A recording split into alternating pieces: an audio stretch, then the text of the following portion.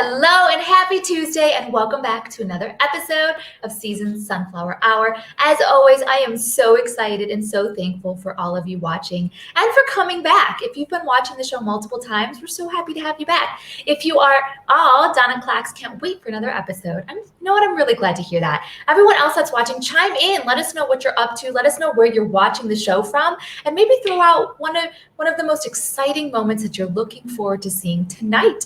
Let's see if any of those come true. Now, if you are new to our show, welcome. We're so happy to have you as part of the Sunflower family now. And also make sure that you give us a follow. Hit that little heart icon there, follow us, like us, and subscribe so that you guys never miss an episode. And while you're at it, while you're sharing the love, make sure you find us on all social media platforms at ALSA Chicago. We're on Instagram, Facebook, everywhere you can imagine, Twitter, all the cool things. So make sure you find us all there. Again, I'm so happy you're joining us, and it's going to be another amazing episode of the show tonight. And I have a couple really cool things to tell you guys before we get started with our guests. As always, the ALS Association teams up with some incredible organizations to make a huge impact in so many different ways, and we are doing it again. So happy November, by the way, and in the spirit of Thanksgiving and just all the blessings and giving back to others, we are doing something called Feast for Families. This is so exciting. I've been really, really excited to share this with you guys. So they've done this for multiple years in a row now. It's been such an amazing success, and it is bringing so many just good vibes and happiness to people. They kept on bringing it back. So Feast of Families, what they do is from now until November 23rd, they're collecting donations. Sam will put the link up in the comment section of where you guys can donate. We're hoping to raise enough to buy meals, Thanksgiving meals for 90 families, because you guys know the significance and the importance of the number 90 for us, because every 90 minutes, someone is diagnosed with ALS, and every 90 minutes, someone loses that battle. So we want to raise enough to feed 90 families that are impacted with ALS. This is huge, guys. So your donations, and again, of course, no donation is too small. We would love for it to be a $90 donation to help feed 90 families, just because you know how much that number means to us. But again, any donation is welcome. We just want to be able to put some food in the hands of patients that are fighting ALS and their families. So that's one less thing they have to worry about. We'll do that. We'll bring the Thanksgiving dinner to them so they don't have to deal with shopping and all of that. So help us make that happen. The link is up in the comment section. You have it from now until November 23rd. So don't wait too long. You don't want to miss out on that. And also, if you guys watched the last episode, you got to hear this really exciting announcement. We have a matching campaign going on thanks to an amazing family, great friends of the chapter, the Sigismund family. They lost their mother to ALS, and to keep her memory alive and to keep her wish was for them to keep fighting this battle and to help everybody else that is walking in her shoes. And they are doing that through this matching campaign. So from now until November 12th, every single donation that comes in to our chapter is being matched. It is being doubled. This is so exciting, you guys. So we had a goal of reaching $50,000, which would be matched and turn into $100,000. So many families can be helped with this money, because 100% of those donations are going all to the patients, all towards care services, all toward their medical equipment. Everything that they need is provided for free from the chapter, and this campaign is going to help make more of those miracles come to life. So our goal was 50,000. We are 70% of the way there. You guys, that means we have raised $35,000 already, which, because of this matching campaign, thanks to the Sigismund family, is turning into $70,000. I mean, this is a dramatic pause. I hope all of you are cheering and rallying and going crazy in your houses, because this is huge. So we're 70% of the way. That means we still have some money to raise, and we have from now until November 12th. So the days are counting down. So this one, do not wait on. Right now, while it's on your brain, Sam's putting the link up right now. It's already in the comment section. Before the end of the show, I want to put a challenge out there and see how much money we can raise, because last episode, in the matter of our 1 hour show, we raised $2,400, which again got matched to $4,800. So let's see if we can beat that. Everyone that's watching, let's see how much we can raise in the next 50 minutes of this show. There's the link. Make it happen, guys. I know you can do it. And finally, something really fun that we have coming up next weekend on November 13th, we have a boot camp, which you guys have heard me say this before. If you're new, you'll get to hear it now. It's an amazing opportunity to get to learn so many things when it comes to the hurdles that you're going to face, to communication issues, to what's to come with ALS, and how to deal with it. You'll learn all of that information from some amazing experts. There's usually always opportunities, I believe, and Sam will correct me if I'm wrong, for questions and answers. It's a great resource to really get to talk to people. There is the link for that in the comment section. That is next weekend on November 13th, and it is completely free and it's all virtual. Life is great, guys. So wherever you are, you can get involved with this. So if you're interested, make sure you click that link to sign up. Again, it is free. Or if you know somebody who is going through this, make sure you give them that information because this could be really useful to them. So don't forget those 3 things. And again, you guys, make sure before the end of the show that you reach out to that matching campaign link and make sure you get those donations in so that your donation will be doubled. Every 20 bucks becomes 40, every 100 becomes 200. This is so exciting, so exciting. So a huge thank you to the Sigismund family for everything you have done and continue to do in your mom's name. We appreciate you guys more than you know, and you are making such a huge difference. So thank you very much. And speaking of people that are making huge differences, I feel like we have so many of those amazing people and amazing stories in our chapter. And tonight you get to hear 2 more of them. This is gonna be like a girl show tonight because we have all ladies on tonight and they are powerhouses. Hearts right back at you. They are powerhouses. So we have 2 special women tonight. One of them left her job in 2019 thinking that she was going to have this amazing hiatus and she was going to, just enjoy life before she went back into the workforce. And as most of us know, life tends to never go as planned and throw us all kinds of curveballs that we didn't see coming. And that's exactly what happened for one of our guests tonight, Melanie. She was completely thrust unexpectedly into the role of full-time caregiver for her mother when her mom was diagnosed with ALS pretty quickly after she left her job and thought that her little vacation hiatus was going to begin. She quickly learned what an ALS diagnosis meant to not only her mom, but to herself and to her family and all of those around her. She was the primary caregiver for her mom through every step of the way. And now she has become sort of a caregiving advocate, which is really amazing. And she's such a great resource to others that are walking in her shoes now or that are starting their journey or wherever they are in that journey. She's just been such a great resource to them. And she continues to share her story to help other caregivers navigate through whatever area they are in their journey. So she is such an amazing woman. She has been through so much, and she's here tonight to share her story along with her care service coordinator, Kelly, who we are lucky enough to have on our chapter. I'm so excited that we have her. So Kelly's love for helping others has led her to an incredible career of over 20 years as a licensed clinical social worker. She has a background in managing medical social workers in the hospital, as well as starting and running an advanced care planning and palliative care program for the hospital systems. And now if all of that weren't enough, because she probably just had nothing but downtime with all of those things going on in her life, she even started her own private practice. And this January will mark Kelly's 6th year with our chapter, the ALS Association's Greater Chicago chapter. We're so lucky to have her as part of the family, and we are so lucky to have both of these women with us tonight. So please welcome Melanie Sprouts and Kelly Branch Dirks. Hi, ladies. Hi. I love it. How perfect was the timing on your shirt, too, by the way? I kind of thought of that, and I was not intentionally being a subliminal billboard for this evening of that every 90 minutes someone's diagnosed and every 90 minutes someone passes away. But how perfect for that. We want to provide 90 meals, so we need $90 donations. I mean, I couldn't have teed that up any better. And this was a complete happy accident that this happened. This is just another one of those times. Yeah. So, Sam, make sure I'm in frame all evening. I love that. Producer extraordinaire will have that covered. I mean, that is from now on, that's just how I will address her.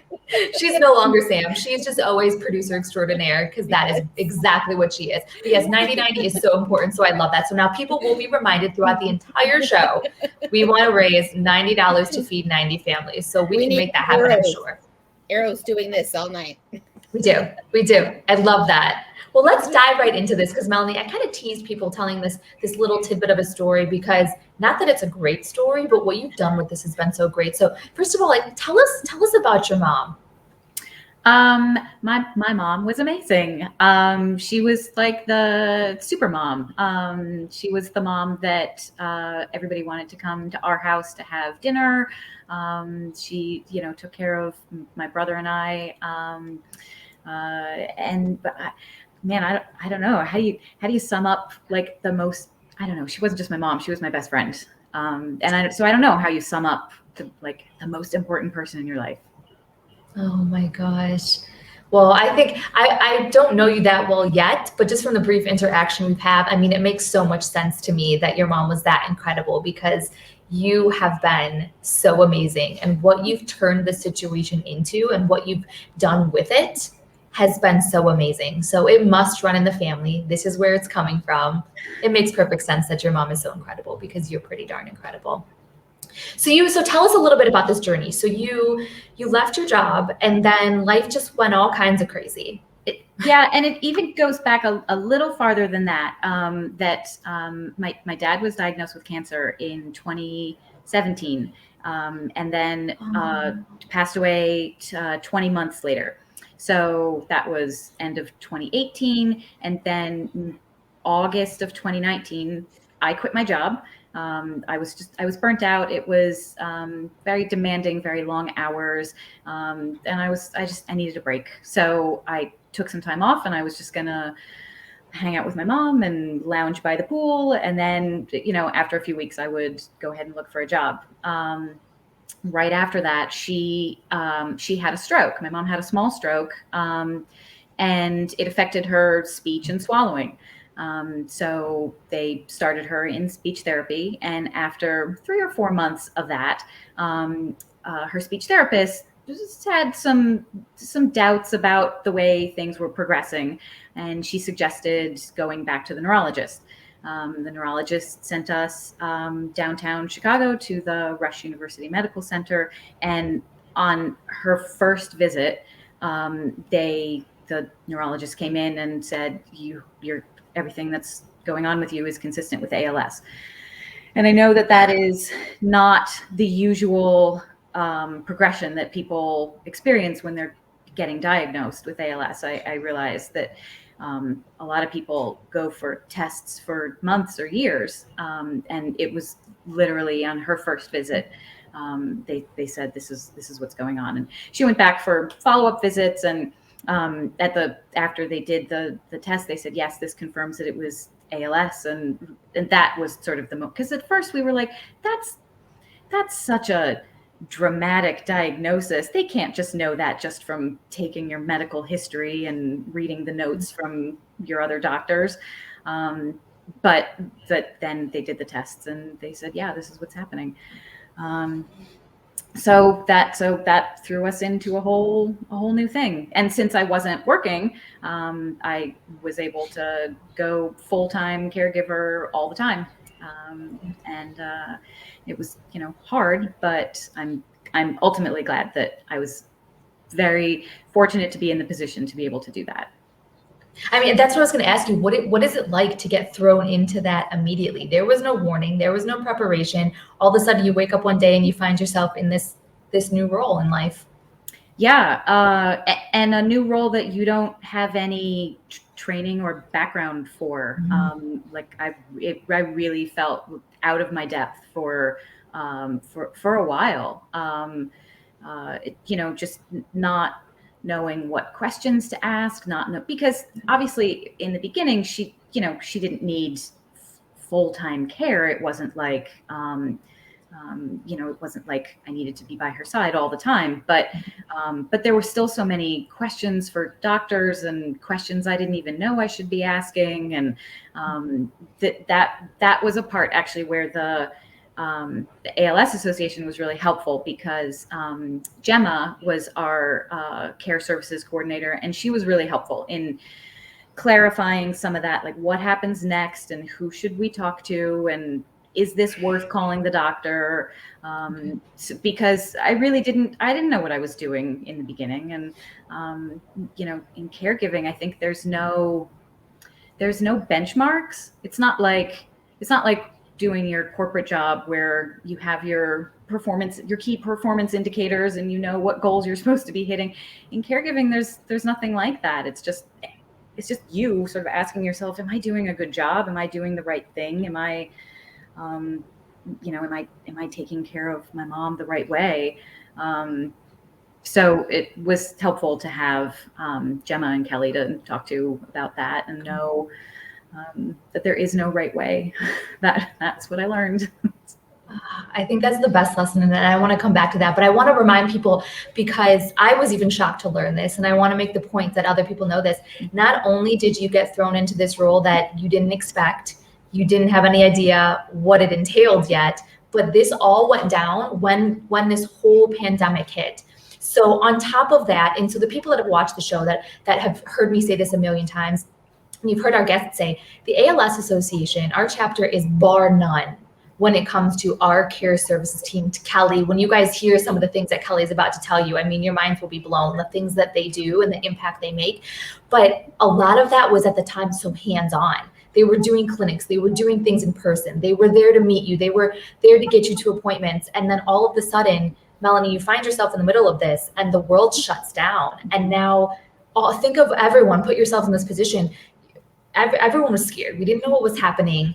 The world shut down, but even more so now, you have somebody with ALS who is completely at risk and susceptible, more so than the average person, to germs. So you have to be even more careful. So you got extra thrown on your plate. How did all of that play out in your life with all of this pandemic craziness? Yeah, it was, I've kind of described it as there was like this small family catastrophe happening at the exact same time that there was this major global catastrophe happening.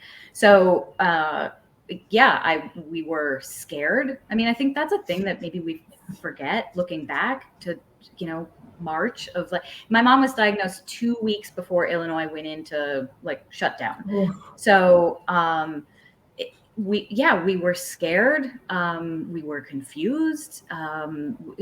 Everybody was sad and trying to adjust. And then all of the extra, ALS confusion. I have such a vivid memory of when the respiratory technician came to the house to deliver suction device, maybe, I don't know, one of the pieces of equipment that she got early on. The woman like suited up in a full like spacesuit before, like in the driveway. Like I watched her from the window, and she put on this whole gear with the respirator and the whole thing. And she came into the house, and she was trying to be quick, obviously. So we got a very sort of very quick rundown of how to use the equipment. But she wanted to get in and out, obviously, as quick as she could. But it's something that I remember in my mind so vividly, that, people weren't able to come into the house. My brother and his family live about 40 minutes from us. And, we normally see each other all the time, at least once a week. But they weren't, my brother is a family practice doctor. So he sees patients all the time, and obviously doesn't, he didn't want to be the one to bring COVID home to my mom. So, we were able to get together outside at a distance. And then in the winter, they would come and stand in the garage with a space heater, and we would stand in the laundry room with the door open and our winter coats on. And that's how we had to visit in the winter, because we didn't want to run the risk of any of us getting sick, but especially my mom. And my brother and his family did end up getting COVID, and he was very sick he was in the hospital for 3 days, which was a whole other, it was a very scary, it was very, very scary, like all the time. And I think maybe we've kind of forgotten how scary it was in the beginning. Okay. I mean, Kelly, because since we are talking about this, because you're right, I think things have changed a lot lately, and yeah, maybe we are forgetting what it was like when all of that craziness started. But specifically for the chapter, for the organization, because I'm so proud of the way they handled this. A lot was thrown at us, and all of these services that we provide, I think the strength in them at first, what I thought was the strength, was that they were in person. We're getting together for these meetings, to be there for each other, that connection that was so important. When all of that was taken away, Kelly, what did you see from the chapter side? How did they handle the situation, and what were your patients sort of going through despite all of this? So one of the things that we know about caregiving is that people who are not medically trained, who have no concept of these words and these terms and these machines that are being thrown at them, they have no idea what to do with this stuff. But yet caregivers put on this brave front. They are amazing advocates, and they show strength that I'm in awe of every day, and they make it happen. Even though 99% of the time they have no idea what they're doing, they say, but they sure do a darn good job of putting it all together and taking care of their loved one. But normally they have the clinic to go to, or they have someone who can train them on it. We knew that still needed to happen for them. So within a week or two, we quickly put in place the ability to bring it to them virtually. So instead of canceling programs, we actually added programs. So we added a caregiver support group. We knew that with COVID, the stress that caregivers already have of being put in the role of nurse, short order cook, bather, financial management expert, grocery shopper, housekeeper. They were also now PPE expert and sanitizer, and they were not even getting to do the social things, the few social things that they were able to do. They were cut off from their support groups, which was the little bit of support they got from other people walking in their shoes. So we put together a caregiver support group that's just for the caregivers, because now their job was 10 times harder. So every second Wednesday of the month, we have a support group that is just for the caregivers. And honestly, the people that come, it's become a nice little social group. I think they look forward to it. I just sit back, I just log on, and they kind of do their own little thing. They're their own little family, and everyone is welcome to come. We automatically turned our support groups into virtual so that they didn't lose that connection. And it's kind of nice because it made it available for patients who weren't coming to support group, and their caregivers started showing up. So it was actually bringing support to those who weren't getting it before.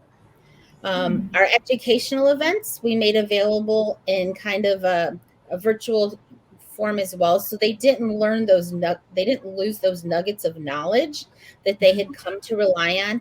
And most importantly, our boot camp that you mentioned that's coming up on the 13th, that boot camp originated from caregivers saying, I need help.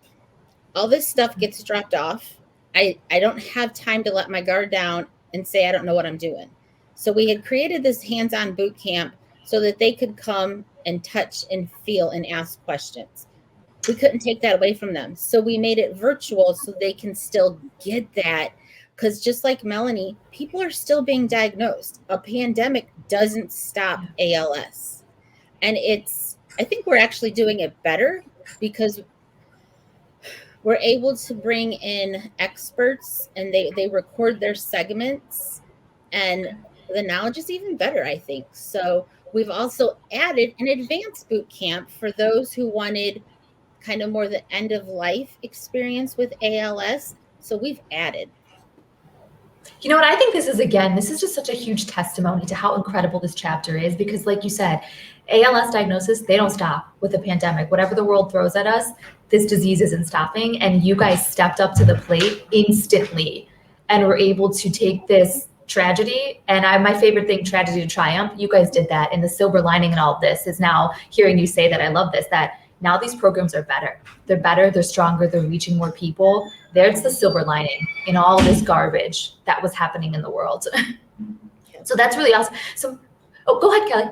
I was going to say, and we made the programs available not just to people in our service area, we've made them available to people in other service areas, other states, just because we know that there's people hurting beyond just our service area. I love that. You guys are just helping everyone, which is so exciting. And you're inspiring people too, by the way. I don't know if you saw those comments that were popping up, but Donna Clax chimes in to let us know that both of you guys are such an inspiration. I love when you're getting love from the viewers. And then, I don't know, the Rickies, they said that they love you guys. They're sending hugs from Mike and Carrie.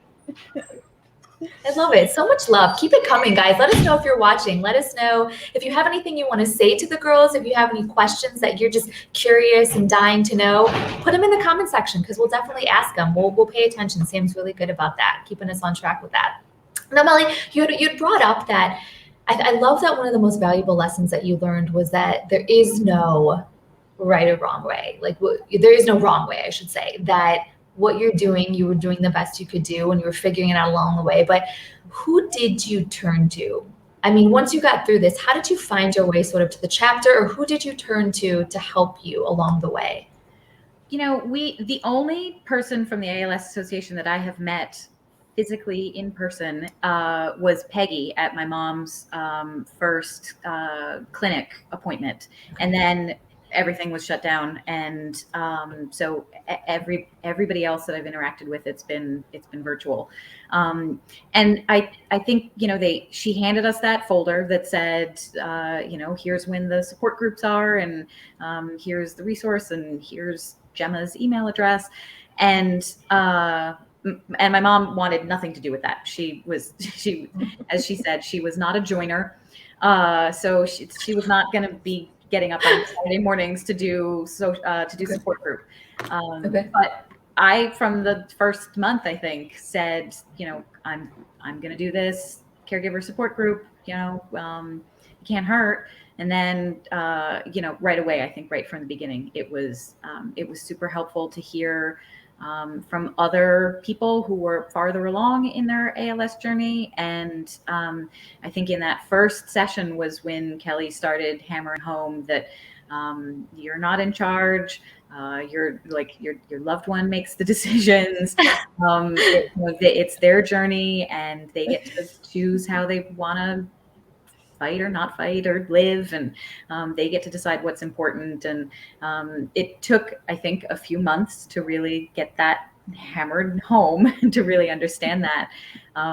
But I think part of it too was, you know, my mom had used the word resigned with one of maybe the social worker at the clinic, that after the diagnosis she was resigned to what was happening. And I don't know that that's the right word, because that, I think, implies some sort of surrender or giving up. And I don't think that was necessarily the case. I think it was more of a like a matter of factness that this is happening, and there's no point in being angry or sad all the time. Like, let's just make the best of what we have and what, you know, the time we're spending together. And you know, the rest of those, there wasn't time for negative feelings, and I felt that way too. I mean, that sort of rubbed off on me, that there wasn't, I mean, literally physically there was not time to have emotions, but I didn't want to spend that time with her being sad or arguing or anything else. It was just, you know, let's forward motion all the time. Oh, Kathy Pep just chimed in, and Melanie, she's commending you on all that you have done and had to deal with. Thank you. I love you guys. Before we keep diving into this more, I do want, Kelly, I want you to talk to people because if they're new to this or maybe haven't been around ALS and don't, we keep talking about care services. I don't know that people really understand what that is. So you have had, I mean, such an amazing time with our chapter doing this. Can you explain to people what care service coordinators, what they are, sort of what your role is, and what the significance of this is? I like to say that care services, your care service coordinator is your partner through your journey to be as much involved as you want them to be, but not to be in your business. Often, when you get diagnosed, you go to clinic, you get all this information, your head is spinning after you hear those words ALS, and you're given brochures and this and appointments and this. And you get home and you realize you heard nothing after you heard the words ALS. But yet you have this folder with this name of someone with the ALS Association. Your care service coordinator is that person that you can reach out to in between clinic visits to answer questions, to ask for help, to say, I don't know, is this related to my ALS? Where do I start?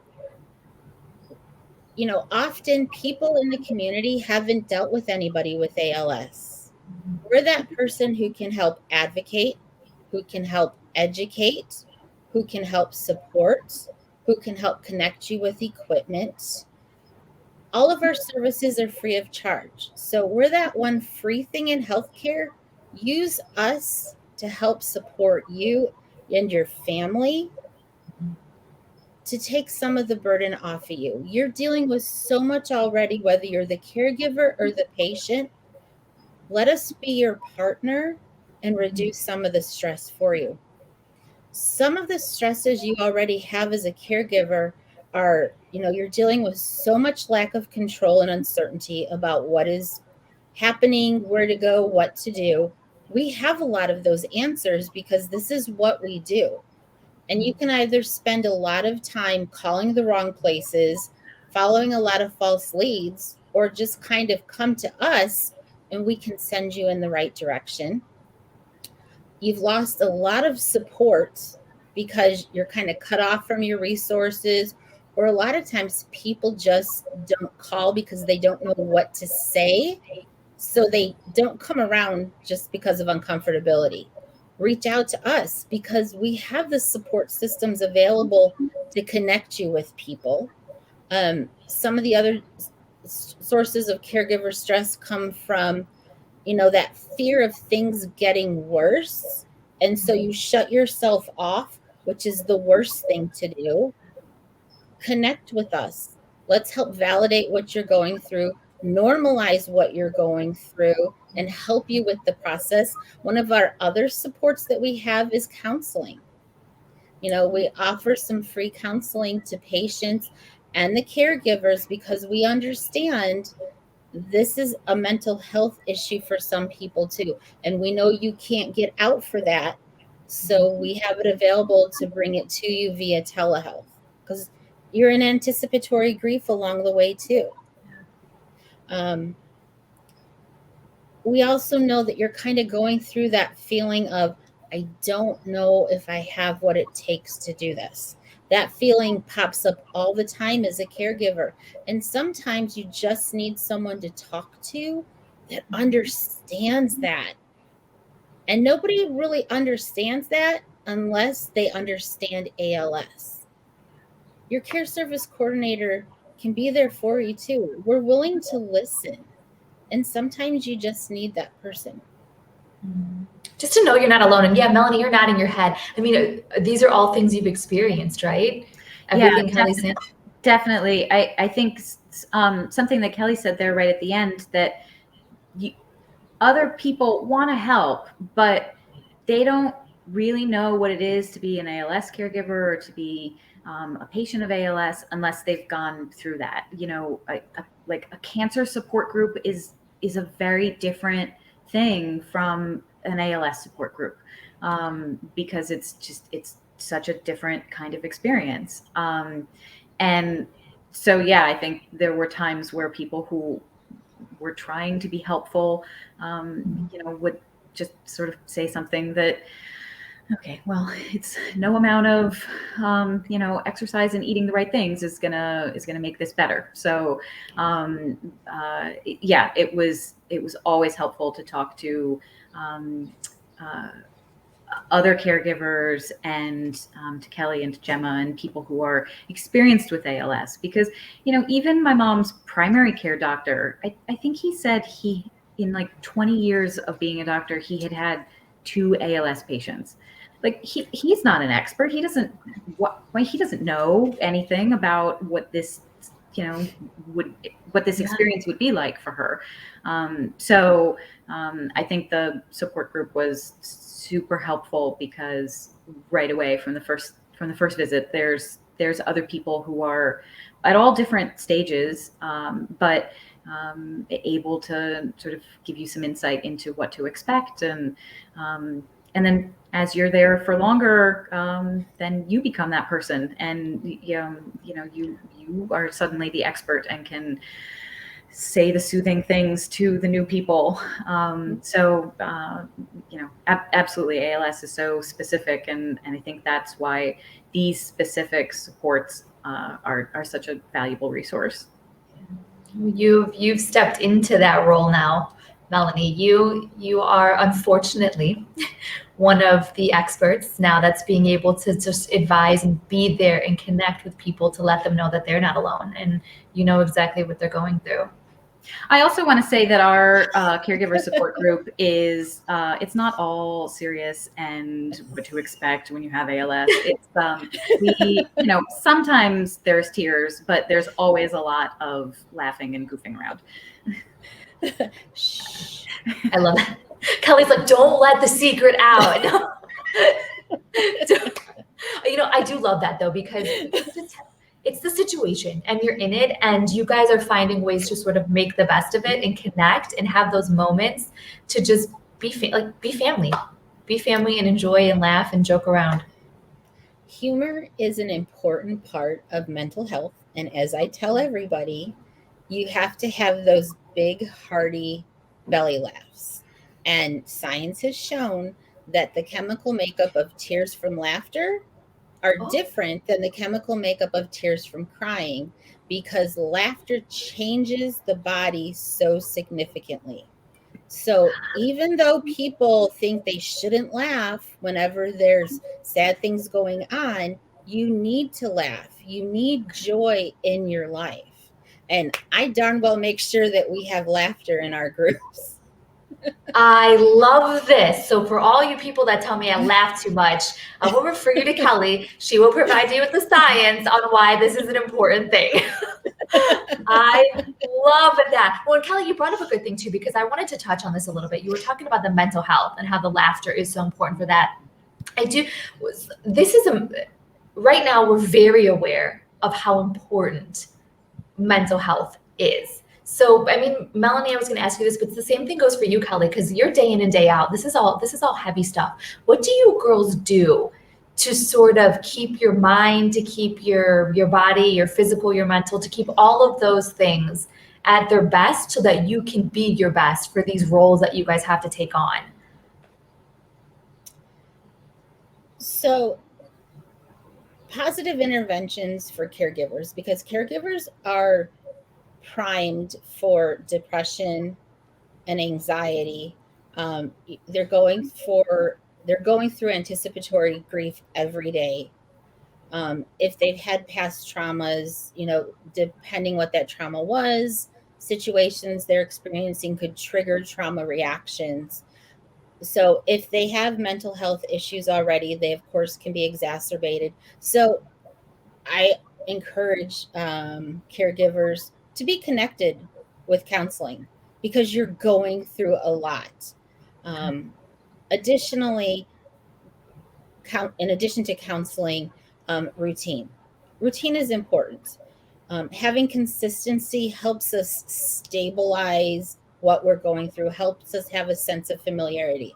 Of course, with ALS, nothing is consistent, but having some sense of routine, allowing help in, allowing respite caregivers in, participating in physical activity, because physical activity does a couple of things.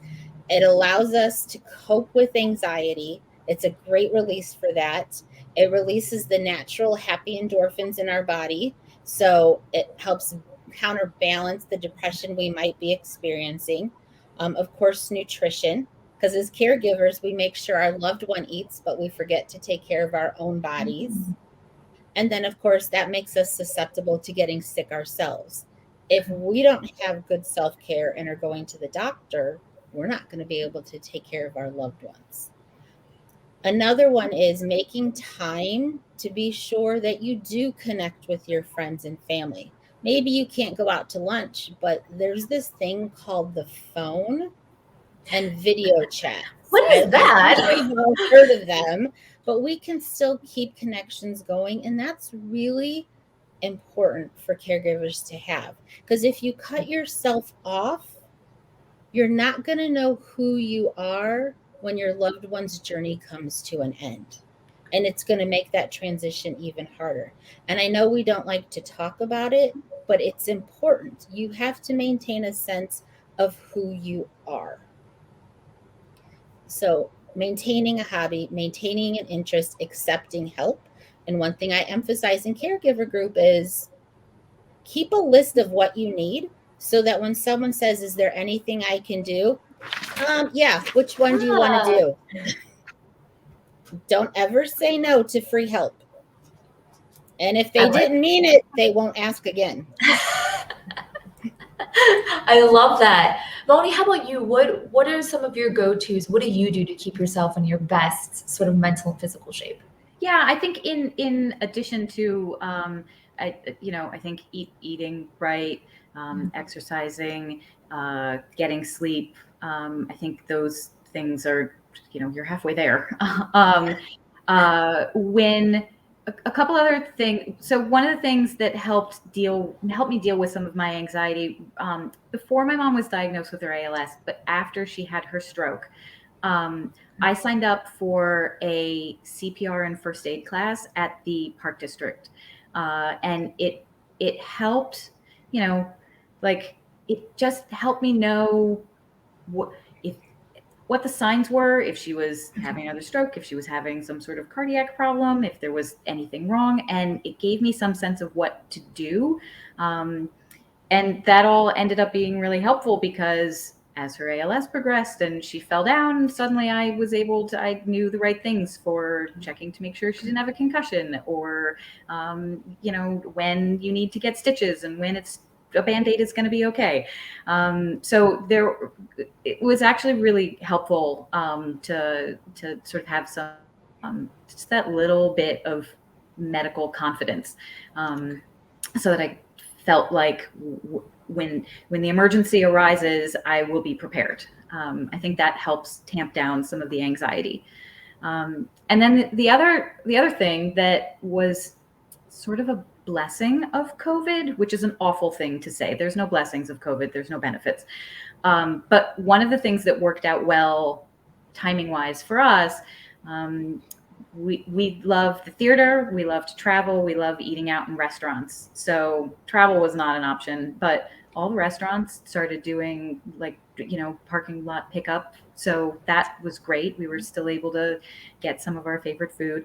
And then all the theaters started streaming their shows and putting all kinds of different um, uh, Oh, different things online. So we were able to see plays and musicals and ballets and concerts and choirs and all those things that, after my mom was sort of homebound, she wasn't going to get to go to see any of those things. But all of a sudden, it was right there in our living room.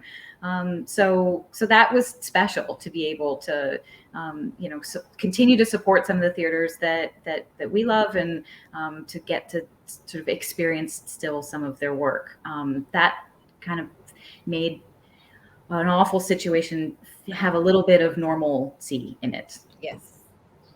I love that. And actually, how did I not know this was happening, by the way? And let's champion, girls, let's lead this charge. We're going to champion on behalf of all of the arts things. Let's keep this going because I guess I never thought of that. There are so many people out there that can't physically get to the theater. Let's keep that going. Let's keep doing these virtual things so that people can see it.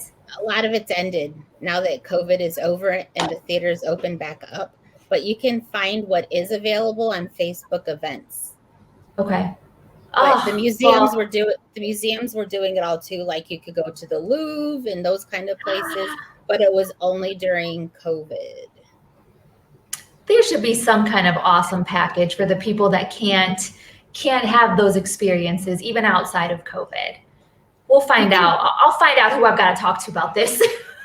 You can do some things. Anybody who's on Facebook, you can go to events and you can still do some tours, but they're charging for them now, and it's like $35, $30, but it's not as significant, and the plays are not on there anymore. Darn it. That's okay. We'll find a way to make it happen. I know that we're superheroes. We'll work our magic. So Kelly, though, I want to get to before we run out of time. I had so many questions I want to ask both of you girls, and I don't know where the time goes. I blink and it just flies by. So I feel like I keep saying this to every guest because there's so much I want to dive into. I have to have you girls back because I have so many other topics I want to talk about. But Kelly, I think it's really important. I love that you were able to break it down for us and let us know what care service does and how important it is. But what are some of your best moments? What are some of the things that really stand out in your mind from your almost 6-year time with the chapter? So,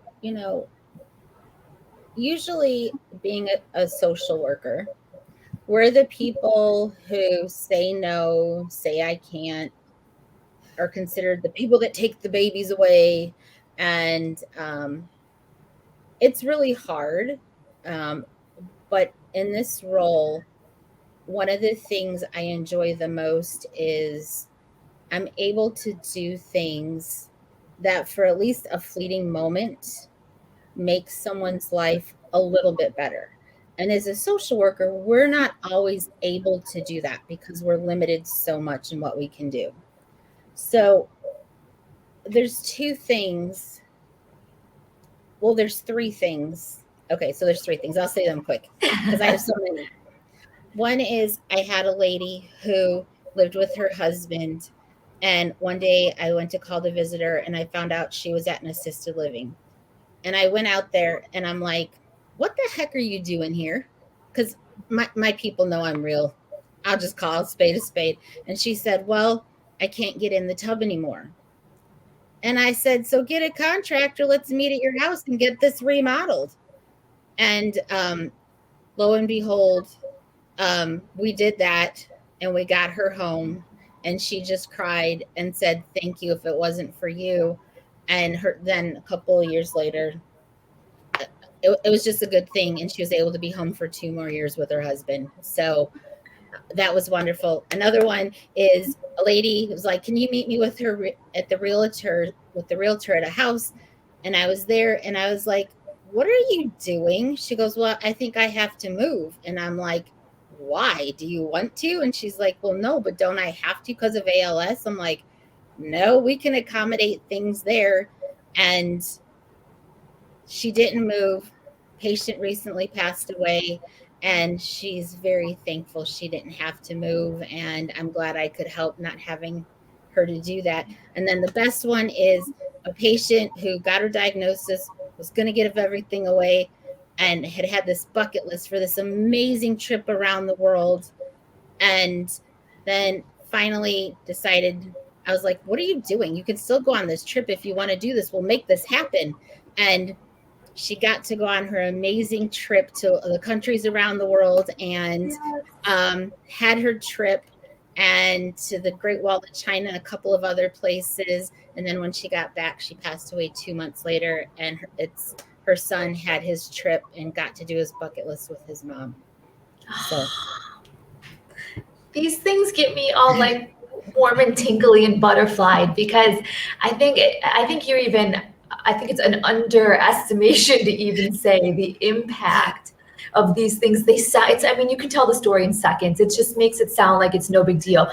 This is huge. You are giving people something back that ALS tries to steal from them in every way, and you are giving it back to them.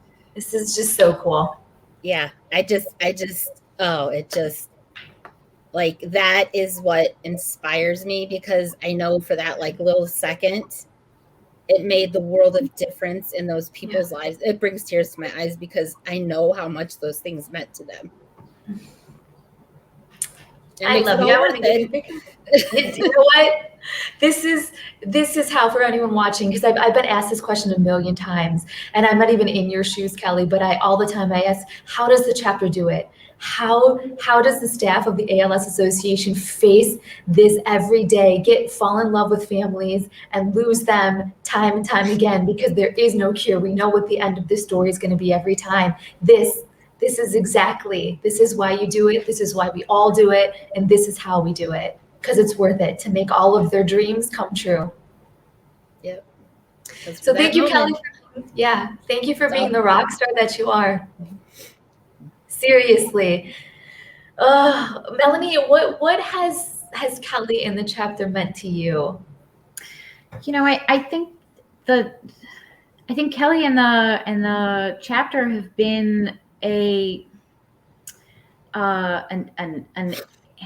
what's my boat metaphor that I want to go with? An anchor and a life raft. It was like they kept me together, and they gave me that validation that I needed, and the inspiration and encouragement when I needed it. And I always hear Kelly's voice in my head as I'm dealing with my mom. I could hear her reminding me.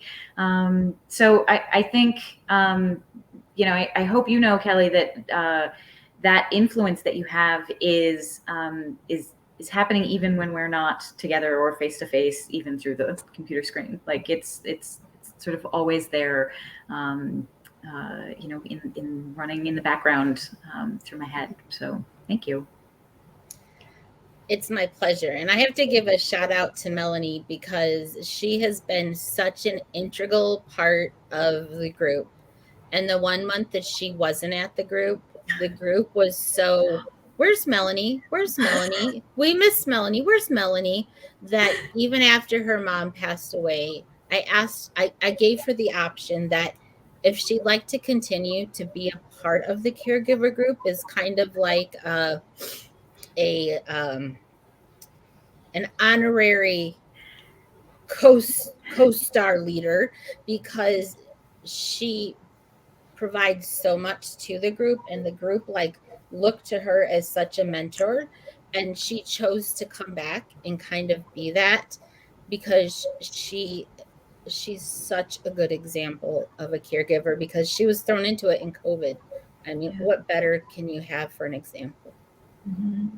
And speaking of that, as to take us out, Melanie, do you have any advice? You are the rock star caregiver advocate. Any advice for anyone watching right now that is in your shoes or stepping into your shoes? I think you should know that you can do it. You're not doing it alone. There's lots of help available for you, but that you're stronger than you think, and that you're not always going to get it right, and it's not always going to be perfect, but that you'll be really glad for the time that you got to spend with your loved one. I love that. Well, ladies, thank you so much. Is there anything you want to say before we say goodbye to everyone tonight? I know that's a loaded question, because there's a million things we want to say. We're going to have you back. So in the moment, anything you want to say? Come to the caregiver meeting on the second Wednesday of each month. It'll be the second rendition of the Kelly and Melanie show. Yes. Come to the caregiver boot camp on November 13th, and the 90-90. Remember that. I can't. Everything's backwards. It throws me off. I can't point. Yes.